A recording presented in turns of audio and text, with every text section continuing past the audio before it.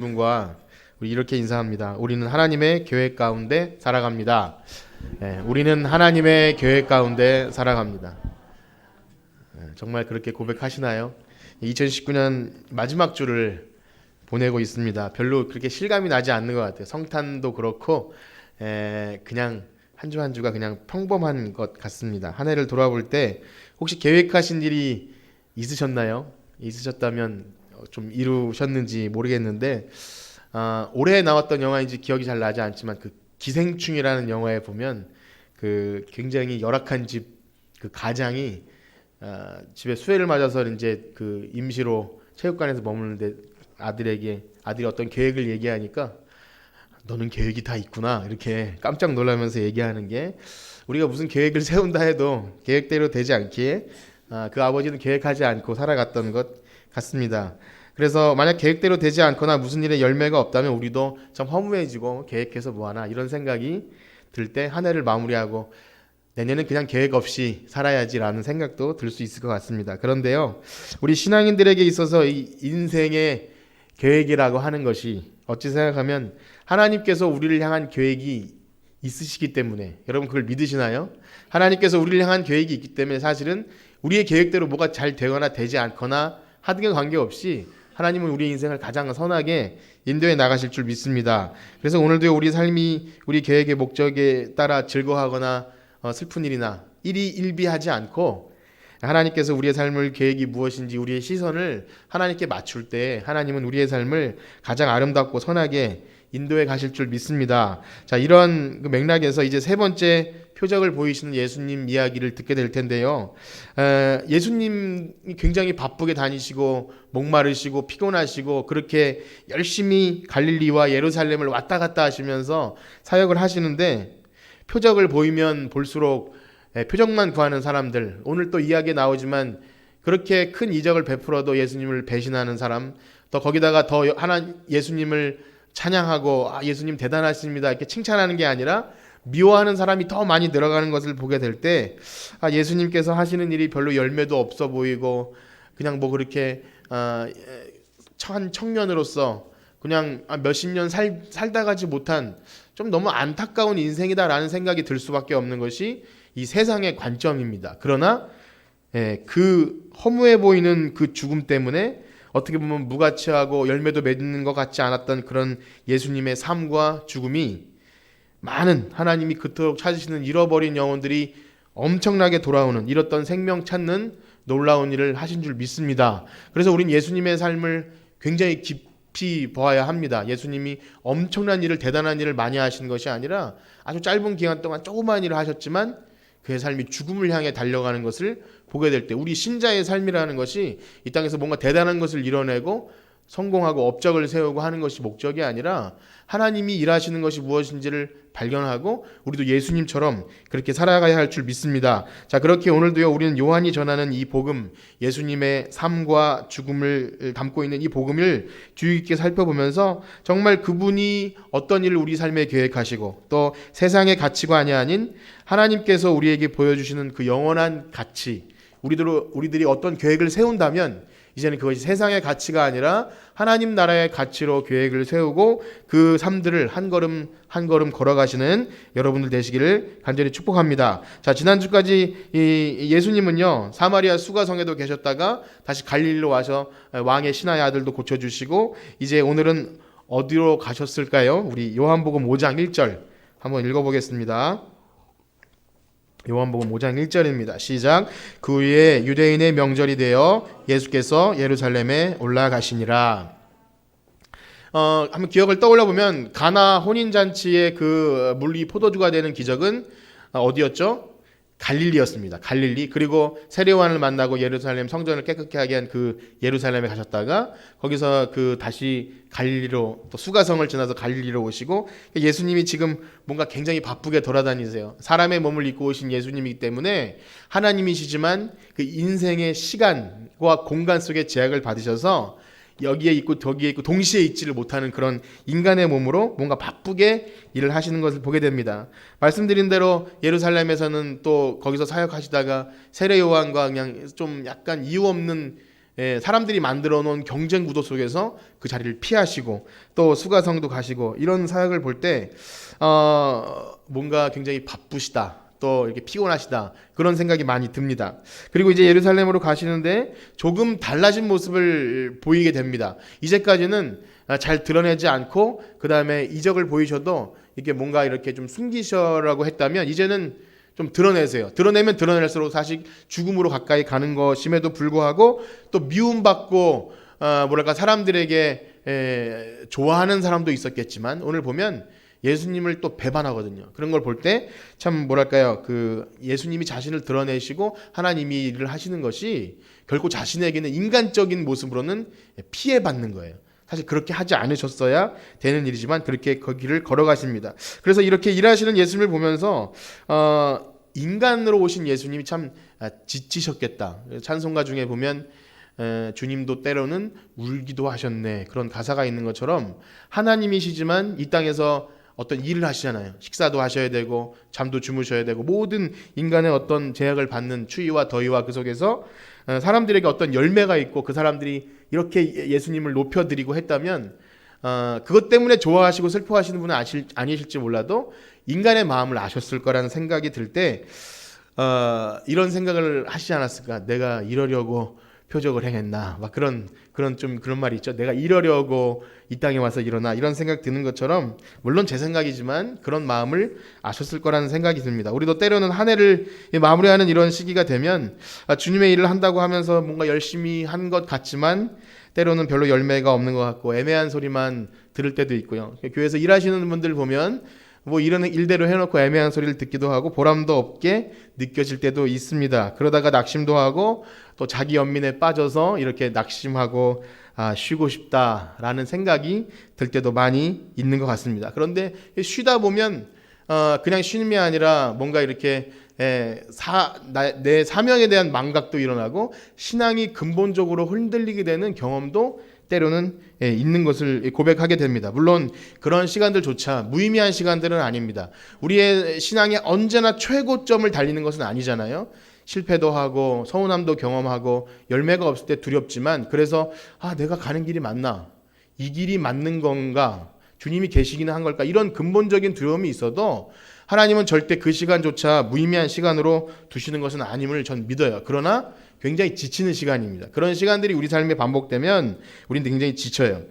그러나 누가 뭐라 하든지 간에 오늘 말씀을 보면 체면이 어떻든지 인정을 받든지 못하든지 미움을 받든지 말든지 예수님은 일하시면서 예수님은 아버지께서 일하시니 나도 일한다. 이런 그 사명감을 갖고 계셨거든요. 그래서 그런 거예요. 그냥 나도 일 열심히 해야겠다. 이런 결론에 도달하게 되는데 예수님도 다니시면서 열매도 없고 배신도 당하시고 별로 그렇게 보여지는 것 없어도 그 큰 능력을 행하셔도 그렇게 사람들이 막 예수님을 높여드리는 게 아니라 오히려 굉장히 난감한 상황을 만들 때 이런 생각이 들어요. 우리가 뭐라고 우리가 무슨 일을 할 때 내가 뭐라고 박수받고 존경받고 챙김받고 굉장히 잘하셨어요. 이런 소리 들으려고 하지 않아도 예수님을 생각하면 아버지가 일하시니 나도 일해야겠다. 여러분 이런 말씀이 우리의 말씀 되길 소원합니다. 그래서 새 힘 얻으시고 우리가 무슨 일을 하고자 할 때 이게 주님이 우리에게 맡기신 사명이고 기뻐하신 일이라면 그 일 향해 달려가는 건 누가 뭐라 하든지 간에 우리는 그 일을 해야 될 줄 믿습니다. 자, 예수님은요 이제 유대인의 명절에 예루살렘으로 올라가십니다. 우리가 이제까지 요한복음을 보아서 알지만 유대인의 명절 할 때 그 유대인은요 그저 그 유다 그 야곱의 아들들 중에 그 유다 사람들을 통칭하는 게 아니라 바로 예수님을 반대하고 핍박하는 그런 무리들을 지칭한다는 것을 우리는 알고 있어요. 유대인들 하면. 그래서 그 유대인의 명절에 예루살렘에 올라가십니다. 예수님이 가시는 장소와 시간대를 보면요 의도가 있어요. 유대인의 명절, 그들이 중요시했던 성전, 그다음에 안식일, 절기, 율법 그 중심의 핵심에 들어가서 그것을 막 깨부셔요. 그거를 돌파해 나가세요. 그러니까 그걸 피해간 게 아니라 아주 그 핵심과 중심 예루살렘 성전, 안식일, 절기, 그런 제사 거기에 아주 깊숙이 들어가서 의도를 가지고 접근해서 그들을 그러니까 무슨 좀 전쟁은 아니지만 너희들이 하는 것은 다 쓸데없는 거라고 그렇게 하십니다. 그러면 시간은 그러면 장소는 어디였을까요? 우리 2절에서 4절까지 한번 읽어볼 텐데요. 5장 2절에서 4절입니다. 시작. 예루살렘에 있는 양문 곁에 히브리 말로 베데스다라는 못이 있는데 거기 행각 5이 있고 그 안에 많은 병자, 맹인, 다리 저는 사람, 혈기 마른 사람들이 누워 물의 움직임을 기다리니 이는 천사가 가끔 못에 내려와 물을 움직이게 하는데 움직인 후에 먼저 들어가는 자는 어떤 병에 걸렸든지 낫게 되미라. 시간적인 배경은 유대인의 명절이었다면 장소는 여기 예루살렘에 있는 양문 곁 베데스다라고 하는 연못이에요. 복잡하죠? 예루살렘 그 중에서도 문이 되게 문이 많았는데 양문 그 곁에 있는 베데스다라는 연못입니다. 말씀드린 대로 시간적인 배경도 의도가 있고요.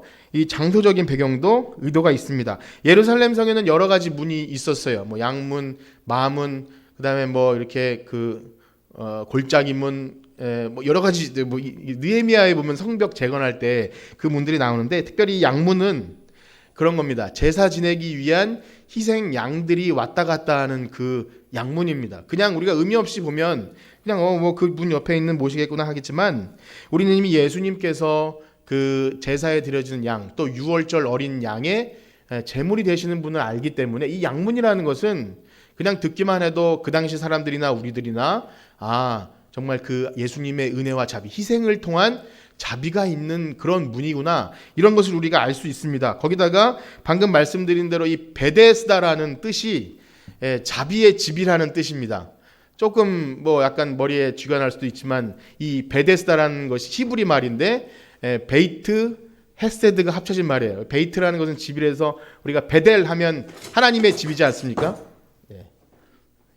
하나님의 집이지 않습니까? 그래서 베이트 엘, 이거는 베이트 헤세드. 그래서 베데스다라는 것은 자비의 집이에요. 제가 왜 이것을 자비의 집이라는 그 의미를 왜 알려드리냐면 사실 여기는 양문, 예수님의 희생의 제사가 드려지는 은혜의 양문, 거기다가 베데스다, 자비의 집, 이런 너무나 아름다운 이름을 가진 그런 곳이라는 거예요. 그러니까 얼마나 은혜가 넘쳐야 합니까? 그런데 생각해보면 이것이 굉장히 그 오늘 읽은 분위기를 보면 어떤 사람이 모여 있냐면 여기 보면 병자, 맹인, 다리 저는 사람, 그러니까 병자들이 우글우글한 어떤 시장통처럼 그런 곳이니까 얼마나 뭐 신음소리도 들렸을 것이고 뭐 눈먼 사람들이 가다가 부딪혀서 쓰러지고 이렇게 막 거의 그 굉장히 보기 힘든 난감한 장면이었을 거라는 것입니다. 그런데 여기가 자비의 집이 된 것은 여기에 물이 한 번씩 움직일 때마다 거기에 1등으로 들어가는 사람은 병이 낫는다고 하는 전설이 전해 내려왔대요.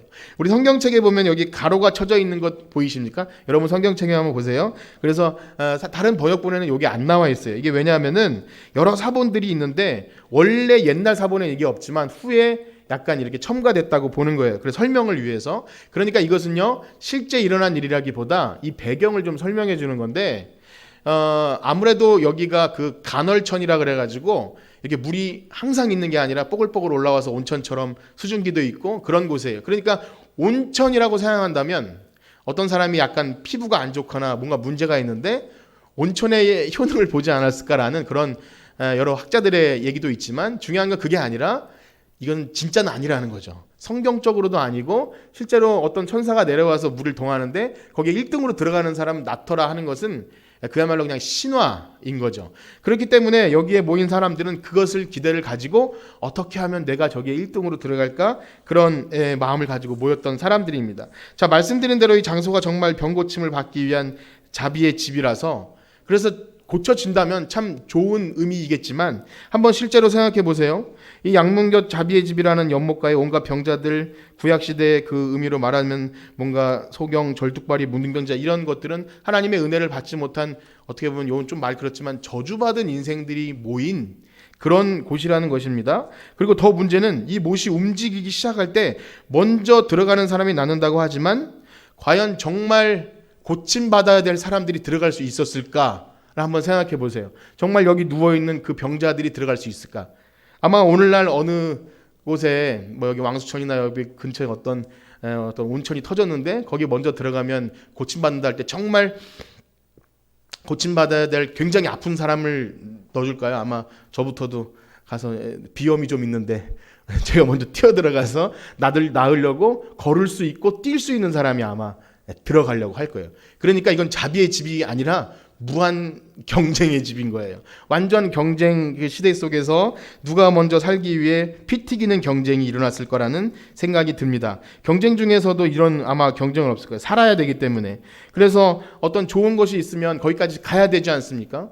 또 이것도 오늘 한 해 이번 연도인지 다 정확히 기억이 안 나지만 김포약 신드롬이 한번 잠깐 불지 않았습니까? 거기까지 데려가야 누군가 그 약을 저오는데 어쨌든 그 약을 먹기 위해 가려도 진짜 집에서 누워있는 아픈 사람은 거기까지 갈 수가 없는 뭐 그런 안타까움, 뭐 비교할 수 없는 그런 것이지만 거기까지 들어가면 낫겠다는 그런 신화는 있는데 내가 저기만 가면 나을 거라는 그런 건 있는데 갈 수 없는 그런 상황들.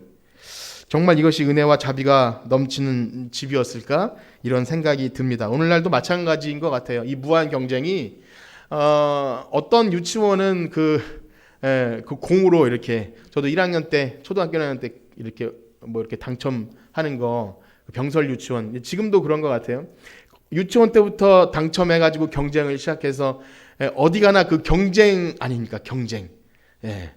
대학도 그렇고 뭐 좋은 자리 직장, 그래서 사회적으로 어떤 사람은 성공했고 어떤 사람은 실패가 그 경쟁에서 성공하면 실패 아니면 성공 실패 이것이 가려지는 것이 얼마나 안타까운지 어느 날 그 에녹이가 뜬금없이 물어봐요. 수능을 봐야 되는 거냐고 물어봐요. 수학 능력 시험을 봐야 되는 거예요. 어디서 주워 들었는지 모르겠지만 초등학생 때부터 대학에 가는 그런 어떤 것을 생각하는 것이 얼마나 참 저는 그런 생각 한 번도 해본 적이 없거든요. 그냥 맨날 놀았거든요. 근데 그렇게 산다는 거 참 안타까운 그런 생각이 듭니다. 자, 그러니 오늘 예수님을 만난 38년 된 병자 같은 사람은 아마 들어가 보지도 못한 평생 뭐랄까요 그 실패자와 같은 인생을 살았을 거예요. 정말 은혜와 자비가 필요한 38년 된 병자에게는 돌아오지 않는 순서, 과연 누구를 위한 자비의 집이라는 말입니까? 이런 장소에 예수님이 찾아오십니다. 이런 이 무한 경쟁 속에서 거기만 들어가면 살 것 같다고 하는 그런 신화 속에 젖어 있는 그 땅에 예수님이 가십니다. 우리 5절부터 6절까지 한번 읽어보겠습니다. 시작. 거기 38해 된 병자가 있더라. 예수께서 그 누운 것을 보시고 병이 벌써 오래된 줄 아시고 이르시되 내가 낫고자 하느냐. 예수님 물어보십니다. 그런데 여기 6절에 보면 예수님이 그를 보셨고 그 다음에 벌써 오랜 줄 아셨어요. 우리는 이 단어에 굉장히 은혜를 느낄 수밖에 없어요. 다른 어떤 사람도 아니라 주님이 우리를 보셨고 우리의 상황을 아신다면 거긴 벌써 은혜가 시작되는 줄 믿습니다. 세상에 어떤 힘있고 돈 있는 사람보다 주님께서 우리를 아시고 우리를 바라봐 주시면 우리는 그 어떤 부족함도 없습니다. 여러분 그걸 믿으시나요? 그럼 그건 너무나 큰 은혜입니다. 주님이 우리를 아신다면 우리의 상황을 아시고 우리가 이렇게 힘들어한다는 걸 아시고 보시고 계시면 안다면 이미 그곳엔 생명 역사가 일어나고 있는 거예요. 그 안지명이도 이미 고침을 받은 거나 마찬가지입니다. 그래서 지금 여기에 그 스스로는 아무것도 할 수 없는 무능력한 인생에 예수님이 들어오신 것 같이 예수님은 오늘날 우리를 찾아오신 줄 믿습니다. 그래서 우리 성탄을 지날 때 너무나 이 38년 된 병자보다 더 큰 기쁨 여러분 느끼셨나요? 예수님이 우리의 인생에 찾아오신 거예요. 자기 스스로는 절대 하나님을 만날 수도 볼 수도 없는 너무나 무능력한 우리 인생 속에 바라지도 않았는데 주님이 우리를 찾아오신 거죠. 여러분 그 은혜가 있기를 축복합니다. 날마다 우리를 찾아오신 주님이 나를 아시고 나를 보신다는 사실에 감격하기를 축복합니다. 이 예수님이 38년 된 병자에게 묻습니다. 네가 낫고자 하느냐? 뭐 이런 질문을 하십니까? 아니 무슨 그걸 뭐 몰라서 하는 말씀이 당연히 낫고 싶죠. 제가 뭐 여기 그러려고 앉아 있는 건 아닙니까? 38년 동안 저도 다행히 38살은 넘었는데 38살 안 된 사람은 아직 38년 동안 거기 있다는 자체가 얼마나 끔찍합니까?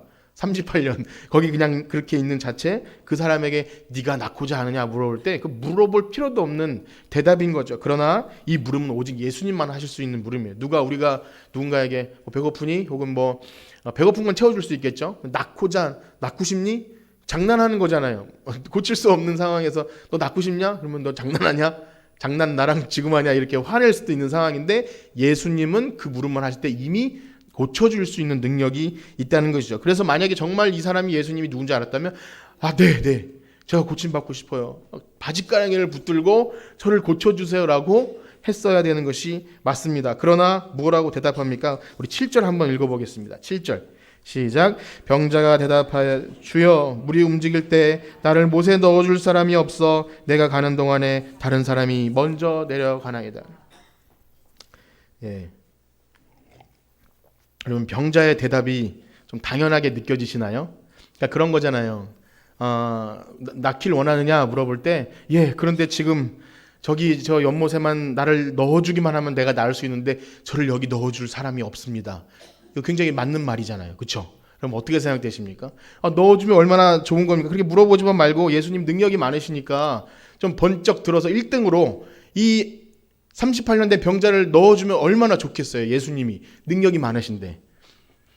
그런데 완전히 그 무지한 대답이라는 거 느껴지시나요? 예수님은 지금 무슨 병이라도 고쳐줄 수 있는 분인데 그분에게 하는 말이 제가 지금 그 못에 들어가 나를 넣어줄 사람이 없어서 지금 이러고 있습니다 라고 말하는 거예요. 물론 지금 이 사람은 이분이 예수님이라는 것을 모르기 때문에 이런 말을 하는 것은 당연하겠죠. 그러나 이러한 구도는 요한복음에서 되게 많이 반복됐죠. 그 수가성 여인 보세요.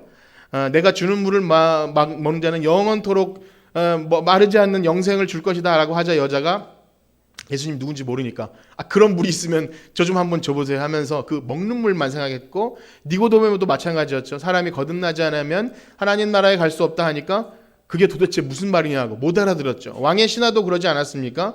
예수님이 누구신지 그분이 나에게 무엇을 주실지는 모르고 그저 내 아이만 낳는 것에만 관심이 있었던 사람들, 역시 표적만 구할 뿐 예수님이 누구신지에 대한 관심은 없었던 그런 사람들입니다. 생각해 보니까 이 38년 된 병자의 대답이 얼마나 무지하다는 것을 우리는 알게 됩니다. 과연 예수님이 누군지 알았다면 이런 걸 구하지 않았을 텐데, 그렇지 않습니까? 정말 나에게 엄청난 것을 줄 수 있는 능력 있는 세상에 높은 사람, 대통령, 엄청 부자가 나에게 와서 필요한 거 없어? 물어보는데 좀 배고프니까 빵이나 하나 주고 가세요라고 말하는 것과 마찬가지인 거죠. 하나님이신 예수님이 이 땅에 오셔서 낳고자 하느냐 물을 때 저 베데스다 연못에 저를 던져줄 사람이 없어서 제가 지금 이 모양 이 꼴입니다. 근데 이것을 좀 우리식의 질문을 바꿔서 말하면 이런 거예요. 우리도 똑같을 것 같다는 겁니다. 만약에 예수님이 우리를 찾아오셔서 행복하길 원하느냐? 라고 물어보실 때 우리는 예수님이 우리에게 모든 행복을 주실 수 있는 분이라는 걸 여러분 믿으시죠? 근데 그거를 모르면 근데 지금 제가 좀 가진 게 좀 없어요. 집과 그 다음에 대출금과 이런 것 좀 갚아주시면 제가 행복할 수 있을 것 같으니까 그걸 좀 해결해 주세요 라고 말할 수도 있다는 겁니다. 예수님이 누구신지 모르면 너 행복하고 싶니? 라고 물을 때 그러니까 제가 지금 몇 가지 과제를 드릴 테니까 예수님 그걸 좀 해결해 주세요 라고, 또 너 구원받기 원하니? 이렇게 물어볼 때 근데 제가 좀 부족해요. 제가 사실은 아직 좀 너무 다 부족해서 지금은 안 될 것 같아요. 구원을 그냥 주실 수 있는 분 앞에서 저는 좀 부족합니다. 말하는 거죠. 너 저 사람과 관계가 좀 해결되길 원하니? 이렇게 물어보실 때 근데 저 사람 진짜 안 바뀌어요. 너 저 사람과 관계가 해결되고 좀 좋아졌으면 좋겠지? 그러면 예수님 도와주세요 이러는 게 아니라 근데 저 사람 진짜 안 바뀌어요. 그게 우리의 대답일 수 있다는 것입니다. 그런데 이 모든 바람들이 우리가 생각하는 문제 해결책, 예수님이 주실 수 있는 건 생각지 않고 내가 주님께 해결해 드리고 하는 그런 해결책들은 여기 베데스다 연못에만 들어가면 행복해질 수 있을 거라고 생각하는 신화라는 거예요. 신화. 실제 일어나지도 않는 그냥 꿈과 같은 신기류 같은 것입니다. 그리고 그것을 얻지 못할 때 나를 도와주는 사람도 없고 나를 여기다 못해 넣어줄 사람도 없고 또 저 사람들은 내가 가기 전에 먼저 나를 밟고 나보다 먼저 가. 그 피해의식과 무슨 상대적 박탈감이라 그러죠. 이것을 저 사람이 먼저 갔기 때문에 난 이 모양 이 꼴이야 하는 것을 실패, 그 다음에 상대적 박탈감, 그런 말이 요즘에 있더라고요. 세상에 금수저 은수저 막 쓰져 있어가지고 저 사람 저렇게 잘 나가는데 난 저 사람들 때문에 이 모양이야. 그것도 어느 정도 이해는 가지만 신앙인으로서 그것은 참 무지한 말입니다. 그들이 얻은 그것, 그들이 이미 가지고 있는 그것, 나보다 앞서가는 사람들이 이미 획득하고 있는 어떤 스펙이나 어떤 조건들이 과연 행복하게 해줄 수 있냐는 것은 베데스다 연못 같은 거예요. 정말 우리가 그곳에 들어간다 해서 행복을 얻을 수 있는가? 그것은 아무도, 세상에 지혜로운 사람도 그것이 아니라고 말하는데, 만약에 우리가 그것을 쫓아간다면 그 능력 있고 우리에게 모든 것을 해결해 줄 수 있는 하나님 앞에 구하는 것이 단지 그런 것이라면 우리는 이 38년 된 병자만도 못할 수도 있다는 겁니다. 여러분, 주님이 우리의 인생의 모든 문제를 해결해 주실 수 있을 거라고 믿으시나요? 정말 믿으시나요? 정말 그렇다면 우리는 내가 원하는 방식대로 구하는 것이 아니라, 정말 이 어떻게 미련한 차원에서 내가 원하는 방식대로 구하는 것이 아니라 주님이 나에게 정말 주실 수 있는 이 최대의 것을 구하셔야 돼요. 그리고 그것을 원하셔야 합니다. 한 번은 제가 제가 이제 친한 분이기 때문에 이런 말씀을 좀 이해해 주실 거라고 생각하는데, 이렇게 좀 기도도 많이 하시고 또 이렇게 어려운 문제가 있어서 제가 이렇게 물어봤어요. 기도를 혹시 어떻게 하시나요? 이렇게 물었는데 굉장히 좀 화를 내시면서 제가 그런 것까지 말을 해야 되냐고. 이해는 됐어요. 왜냐하면 기도 많이 하시고 교회 오래 다니셨는데 내가 기도도 못할 줄 알아요? 혹은 뭐 내 사생활을 얘기해야 돼요? 이런 것이 기분 나쁠 수 있다는 것을 충분히 이해하기 때문에 그렇게 말씀하실 거라고 있을 거라고 충분히 생각을 합니다. 그러나 이런 생각이 들었어요. 우리가 오래 신앙생활을 하고 직분도 있고 하지만 기도할 때 느껴지는 것은 이 병자처럼 정말 주님이 나에게 원하시고 해결해 줄 수 있는 근본적인 것은 그냥 잘 생각지 않고, 하나님 이 문제만 해결해 주면 저는 정말 기쁨으로 신앙생활 할 수 있을 것 같아요 라고 내 생각만 그냥 계속 얘기한다는 거죠.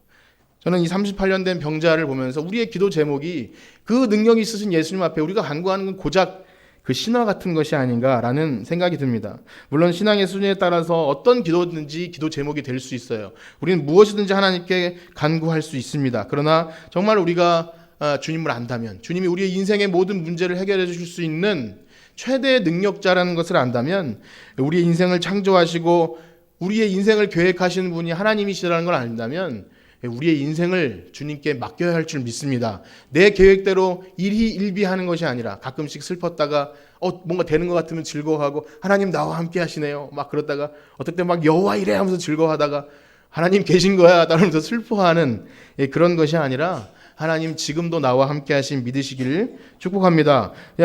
그러나 정말 큰 은혜는 이런 안타까운 상황, 그 38년 된 안진뱅이는요, 자기 병 고침을 바라지도 않고 그저 못에만 던져질 거를 구했는데, 정말 큰 은혜는 예수님이 그를 고치신다는 겁니다.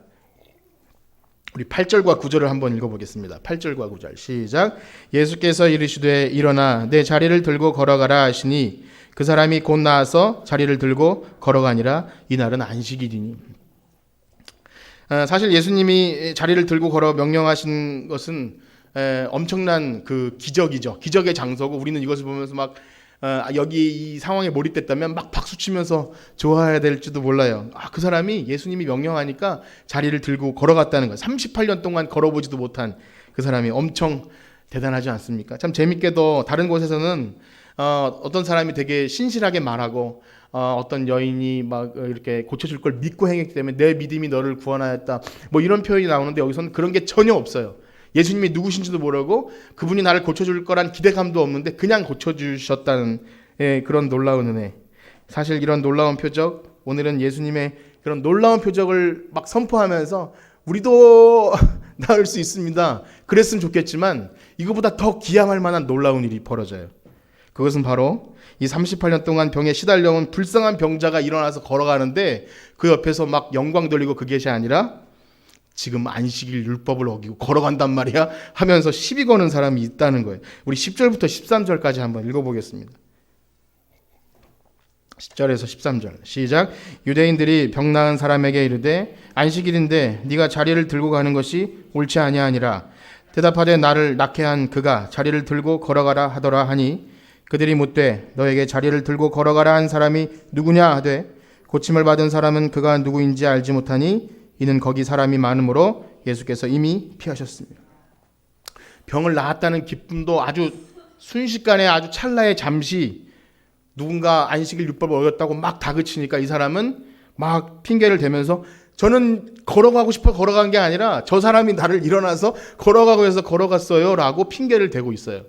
이 얼마나 난감한 상황입니까? 막 기뻐해주고 박수 쳐줘도 부족할 판에 그런 막 율법의 잣대를 갖다 대니까 이 사람이 기가 질려서 저는 제가 하려고 한 게 아니라 저 사람이 시켰다고 그렇게 합니다. 유대인들에게 안식일은 엄청 중요했죠. 십계명에 나오는 안식일이잖아요. 거기다가 안식일에 대한 세부 규칙을 미시나라고 하는 미친 책 같아요. 미시나라고 하는 책에 엄청나게 기록해 놓고 몇 걸음을 걷지 말고 뭐 무슨 일을 하지 말고, 그래서 아주 들어보면 아주 유치하고 한 그런 계명들이 아주 가지각대로 있는데, 특별히 일을 하는 건 뭐냐면 여기 있는 물건을 들어서 여기다가 옮기면 그는 엄청난 일을 한 거예요.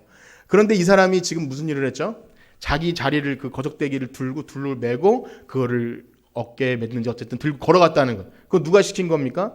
예수님이 시켰다는 거예요. 예수님이 의도적으로 그러신 것 같아요. 그냥 걸어가라 하면 되는데 네 자리를 들고 걸어가라. 그러니까 정면으로 어떻게 보면 도전을 했다고도 볼 수 있습니다. 어찌되었든 종교가 율법주의, 형식주의에 빠지면요, 이렇게 무서워요. 지금 생명 살아나는 엄청난 기적 앞에서 예수님께서 그 정말 안타까운 38년 된 병자를 일으키셨는데 옆에서 보고 하는 말이 너 지금 어디서 자리를 들고 까불고 있어. 너 율법을 어겼어. 너 하면서 막 시비를 거는 겁니다. 그래서 종교가 무서워지면요, 세상의 역사의 세계사에 보면 굉장히 무서운 전쟁들은 다 종교, 교리, 그걸 목숨 걸고 싸우고 전쟁을 일으켜요. 물론 중요한 의미가 있다고 하지만 그것이 얼마나 중요하길래 사람 목숨보다 중요하겠습니까? 종교적 열정을 가지고 엄청 사람을 많이 죽여댔어요. 종교개혁 이전에도 보면요, 많은 사람들이 뭐 지구가 둥글다고, 지구가 원래 둥근다고 했다가 막 죽고 불타 죽고 막 그러기도 했어요. 그것이 뭐길래 그 사람들에게 이렇게 대단했을까요? 그러나 이 당시에도 안식일 어기는 것이 사람 생명 살리는 것보다 더 중요했던 것 같습니다. 이런 유대인들은 이제 병고침을 받은 자에게 누가 너 그거 시켰니? 근데 이 사람은 몰랐어요. 진짜 몰랐어요. 그래서 모른다고 했다가 나중에 예수님이요, 만날 기회가 있어서 또 만나서 야, 너 잘 살고 있구나 이렇게 인사하니까 그 사람이 이제 그가 예수님으로 안 거예요. 그때 어떻게 했는지 아세요? 또르르 달려가가지고 그 유대인들에게 저 사람이 알고 보니까 예수라는 분이었어요. 그래서 고발을 한 겁니다. 뒤통수를 제대로 맞았죠. 병을 고쳐주고 그 사람을 살려줬는데 고맙다는 말 한마디도 못 들고 배신당해서 고발당한 거예요. 예수님의 그 놀라운 능력이 한 번에 너무 찬물을 끼얹는 듯한, 너무나 이 소름 돋을 만한 그런 무지한 인생이다라는 생각이 듭니다. 예수님이 그걸 모르실 리 없었죠. 그가 그렇게 하실 거를 모를 리 없었지만 예수님은 그냥 그 긍휼과 자비의 마음으로 그 일을 하신 거예요. 우리 역시 예수님의 사랑에 대해서 어떻게 그가 그렇게 할 수 있게 생각할지 모르지만, 아까 말씀드린 대로 정말 우리가 예수님을 안다면 우리가 예수님께 그렇게 사실은 할 수가 없죠. 그 보답은 아니더라도 정말 그 은혜가 무엇인지 안다면 우리는 그렇게 살 수 없을 거예요. 만약 우리가 예수님의 인생의 문제를, 죄와 문제를 해결받고 그래서 너무나 기뻐요. 그래서 메리 크리스마스 하고 막 예수님이 나를 구원해 주셔서 하는 그런 기쁨이 있다면 우리가 만나는 모든 사람에게 그렇게 옹졸해서는 안 되겠죠. 사실은 용서하지 못하고 용납하지 못하고 그 1만 달란트 빚진 자가 100대 내려면 믿던 자를 막 멱살을 잡고 했던 것처럼 우리들의 삶에 정말 예수님이 나를 고쳐주셨다는 그런 기쁨과 감사가 있다면 여기 38년 된 병자가 가서 예수님을 당장 배반해도 우리보다 사실 우리가 별로 나올 것이 없다는 거예요.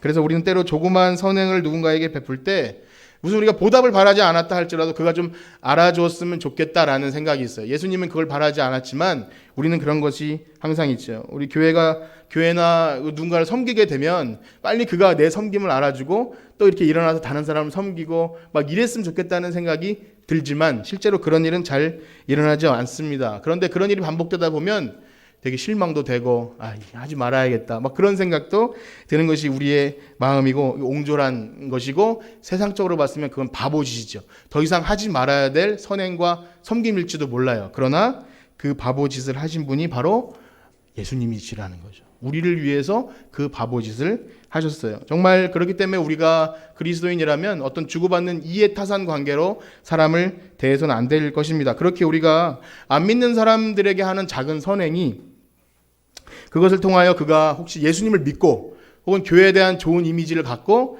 뭐 그랬으면 하는 바람이 물론 괜찮을 수 있지만, 사실 그런 결과와 상관없이 우리는 우리 주변 믿지 않는 사람들에게까지 선으로 행해야 할 줄 믿습니다. 그것은 정말 우리 그리스도의 사랑이 우리 안에 있다면 나가는 거죠. 그러니 우리가 지역 주민에게 우리가 뭐 하는 것이 있다면 주차 공간을 좀 평일에 이렇게 제공해 주거나 뭐 화장실을 개방해주고 작은 뭐 와플빵이나 커피를 주는 일이 뭐 굉장한 것 같지도 않지만 사실은 세상에 시민단체들도 다 할 수 있는 그런 일이잖아요. 그냥 그거 해놓고 야 그거 한다고 누가 교회 나오는 줄 아니? 이렇게 물어보면 힘이 확 빠지는 것을 느끼고 저도 그런 생각이 있어요.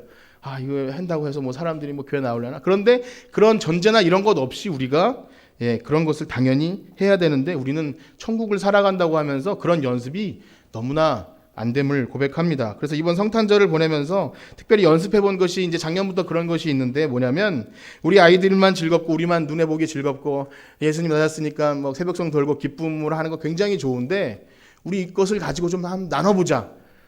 누가 우리가 준 건 몰라도 우린 그래도 디테일하게 교회에서 보내고 전도 휴지도 넣어서 잘 보내긴 했지만 우리가 준 건 모르게 왼손이 하는 거 오른손 모르게 해야 한다는데 우리 왜 이렇게 못하지라고 하면서 그 일을 한번 해봤어요.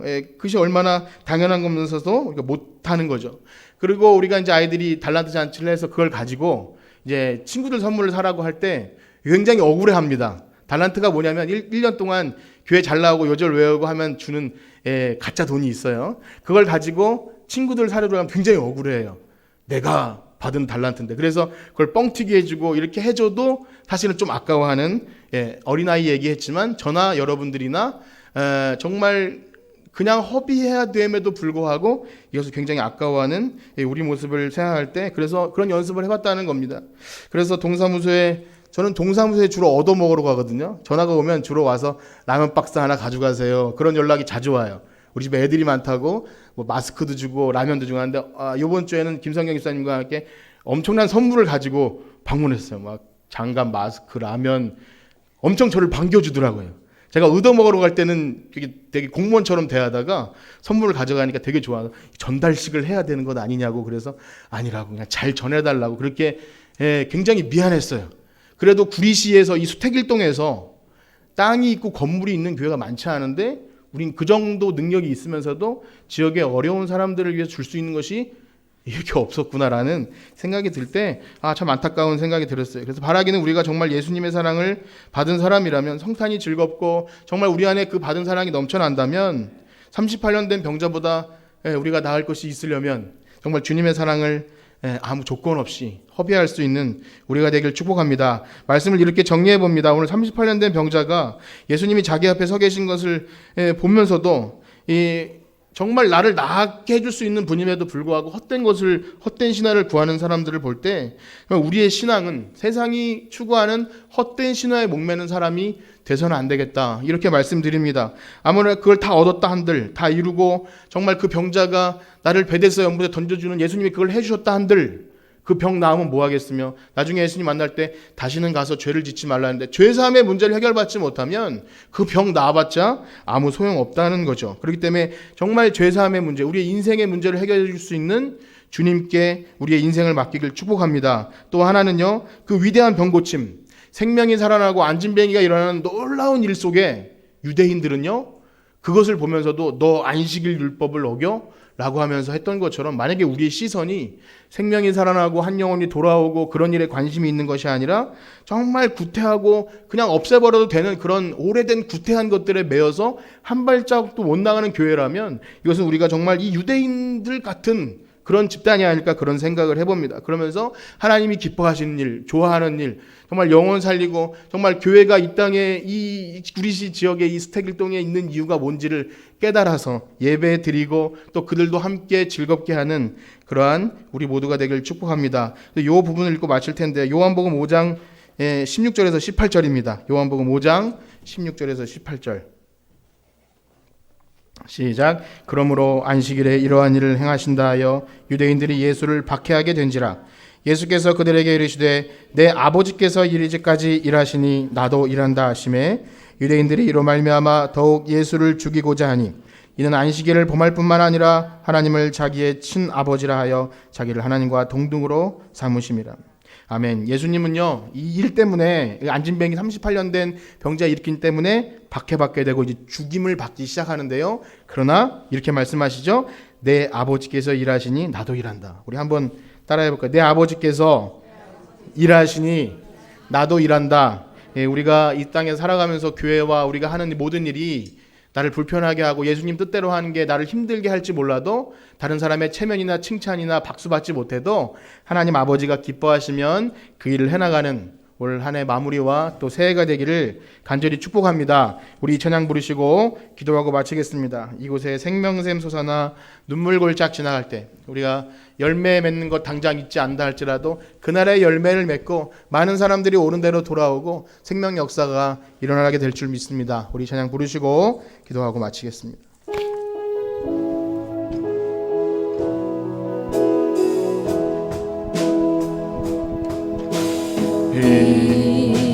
이곳에 생명샘 솟아나 눈물 골짝 지나갈 때에 머자나 열매 맺히고 머자나 열매 맺히고 웃음소리 넘쳐 아멘. 꽃들도 구름도 바람도 넓은 바다도 찬양하라 찬양하라 예수를. 아멘. 하늘을 울리며 노래해 나의 영혼아 은혜의 주 은혜의 주 은혜의 주.